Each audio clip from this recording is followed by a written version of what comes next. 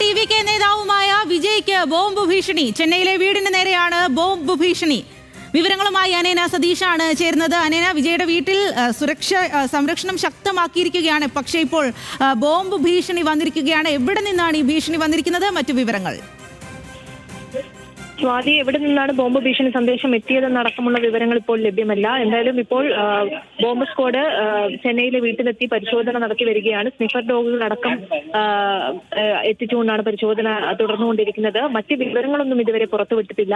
എന്തായാലും കനത്ത സുരക്ഷയിൽ തന്നെയാണ് വീട് ഇപ്പോഴും ഉള്ളതെന്നാണ് മനസ്സിലാക്കാൻ സാധിക്കുന്നത്. നമുക്കറിയാം, ഈ കരൂരിലെ ദുരന്തത്തിന് പിന്നാലെ വലിയ തരത്തിലുള്ള ആരോപണങ്ങളായിരുന്നു വിജയ്ക്കെതിരെ ഉണ്ടായിരുന്നത്.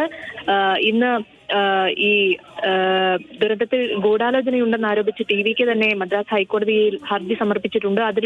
ഈ ഹർജി നാളെ പരിഗണിക്കുമെന്നാണ് മനസ്സിലാക്കാൻ സാധിക്കുന്നത്.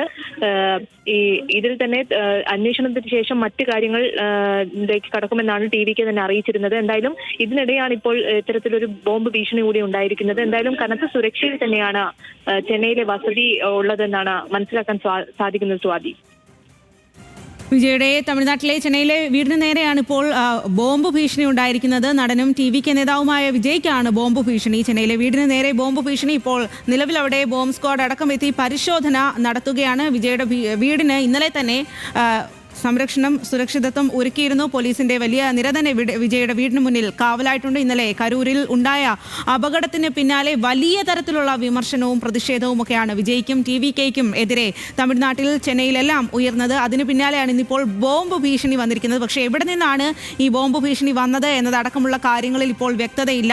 എന്തായാലും വിജയുടെ വീട്ടിലേക്ക് ഇപ്പോൾ ബോംബ് സ്ക്വാഡും നായകളും അടക്കമുള്ള ആളുകൾ എത്തിയിട്ടുണ്ട്. അവിടെ അതിൽ പരിശോധന നടത്തുകയാണ് എന്നുള്ള വിവരമാണ് അനേന നൽകിയത്.